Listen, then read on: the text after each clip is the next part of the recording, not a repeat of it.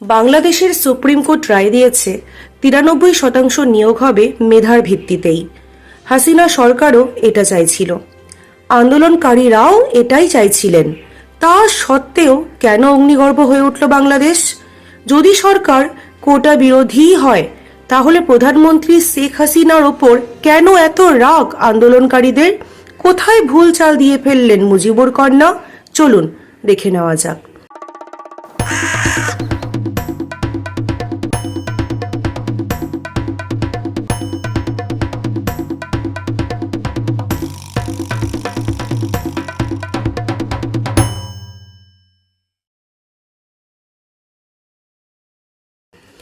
2018 সালে শাহবাগ আন্দোলনে কেঁপেছিল বাংলাদেশ। সেবারও ছাত্রছাত্রীদের স্পর্ধা দেখেছিল বিশ্ব। একটা সম্পূর্ণ অরাজনৈতিক আন্দোলন ছিল। সেই আন্দোলনের হেতু ছিল কোটা নিয়েই। মুক্তিযোদ্ধাদের উত্তরসূরিরা বংশ পরম্পরায় যেভাবে কোটার সুবিধা পেয়ে আসছেন তা সম্পূর্ণ বন্ধ করার দাবি উঠেছিল সে সময়। তারপরেই শেখ হাসিনা সরকার বাংলাদেশের সরকারি নিয়োগের সম্পূর্ণ সংরক্ষণ তুলে দেয়। কিন্তু বাদ সাধে বাংলাদেশের মুক্তিযোদ্ধার পরিবার। তাদের দাখিল করা আর্জিতে আদালত আবার সংরক্ষণ ফিরিয়ে আনে। এই পর্যন্ত হাসিনা সরকারের বিরুদ্ধাচরণ করার মতো কোনো বিষয় ছিল না। কিন্তু 2024 সালে আবার যখন স্ফুলিঙ্গের মতো ছড়িয়ে পড়ে কোটা বিরোধী আন্দোলন, তখন কিন্তু হাসিনা সরকারকে সেভাবে সক্রিয় দেখা গেল না। শেখ হাসিনা এমন একটা অবস্থান নিলেন যেখানে তিনি আদৌ আন্দোলনকারীদের পক্ষে না বিপক্ষে সেটা বোঝা যাচ্ছিল না। আদালতের কোর্টে বল ঠেলে হাসিনা স্পষ্টতই জানিয়ে দিয়েছিলেন, কোর্ট যা বলবে তাই মেনে নেব। তবে শেখ হাসিনা এখানেই থেমে থাকেননি।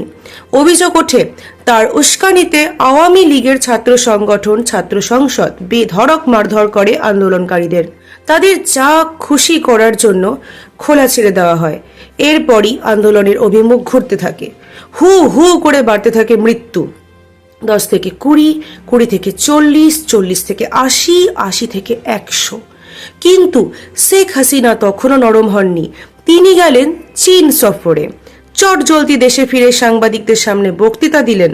কি বললেন? মুক্তিযোদ্ধাদের নাতিপুতিরা কোটা পাবে না তো রাজাকারের নাতিপুতিরা পাবে।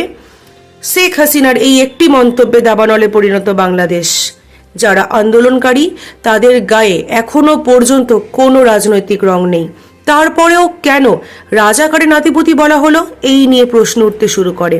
আলোচনায় বসা তো দূর, মৃত্যুবরণ করতে হাজারে হাজারে মানুষ রাস্তায় নেমে পড়েন। শেখ হাসিনা তখন কি করলেন? নিজের জনগণের ওপর শুট অন সাইটের অর্ডার দিলেন।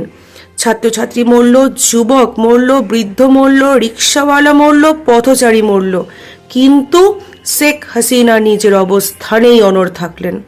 শেখ হাসিনা সরকারিভাবে কোটার বিরোধী ছিলেন, আন্দোলনকারীরাও তাই। তা সত্ত্বেও ভুল পথে হাঁটলেন তিনি। 21শে ফেব্রুয়ারির মতোই আজ চোখের জলে ভাসছে বাংলাদেশ। অকালে চলে গেল তরতাজা প্রাণ। সেই সব শহীদের পরিবার আজ বলছে, হাসিনা, আমরা আর কোনোদিন হাসবো না।